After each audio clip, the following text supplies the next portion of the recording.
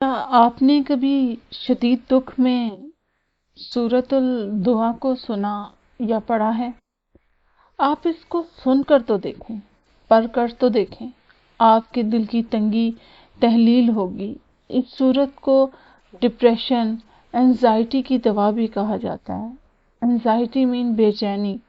اللہ تعالیٰ سورت کے آغاز میں دو قسمیں کھاتے ہیں، والضحیٰ، دن کی روشنی کی قسم ہے، واللیل اذا سجا، اور رات کی جب وہ چھا جائے۔ اس سے پتہ چلتا ہے کہ دن کی روشنی اور رات کی تاریکی دونوں کتنی ویلیو رکھتی ہیں۔ زندگی بھی تو ایسے حالات سے گزرتی ہے، کبھی روشن کبھی تاریک، تو پتہ چلا دونوں ہی برے نہیں ہوتے، دونوں کا آنا لازم ہوتا ہے اور دونوں اپنی خوبصورتی کے ساتھ آتے ہیں۔ جب روشنی ہوتی ہے تو تاریکی چھانا لازمی امر ہے، اور جب تاریکی ہے تو روشنی آنا بھی لازمی امر ہے۔ بات یہ ہے کہ آپ کو یقین ہونا چاہیے۔ کیا یقین ہونا چاہیے کہ کچھ بھی ہو، ما ودک ربک وما قلی، آپ کے رب نے نہ آپ کو چھوڑا ہے نہ بیزار ہوا ہے۔ ہمارا رب نہ ہمیں چھوڑے گا نہ بیزار ہوگا۔ ساری دنیا چھوڑ سکتی ہے، رب نہیں چھوڑے گا۔ جب لوگ آپ کو چھوڑ جائیں تو پریشان مت ہوں، آپ کا رب نہیں چھوڑے گا۔ ہر محبت بیزار ہو سکتی ہے، پر خالق کی محبت مخلوق سے ختم نہیں ہوتی۔ کتنی پیاری تسلی ہے نا، اللہ ہمیشہ ساتھ ہیں۔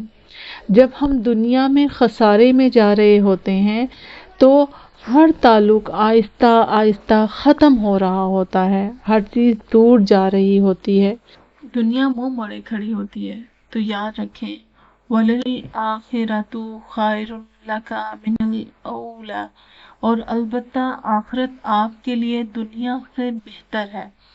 اصل چیز تو آخرت ہے۔ دنیا میں نہ ہو کامیابی، لیکن آخرت پر کمپرومائز نہیں ہو سکتا۔ آپ کیوں امید کرتے ہیں کہ لوگ راضی کریں؟ آپ کیوں ایسے اعمال نہیں کرتے جن سے اللہ تعالیٰ راضی ہو؟ آپ اللہ کے لیے کوشش کریں، اللہ تعالیٰ تسلی دیتے ہیں۔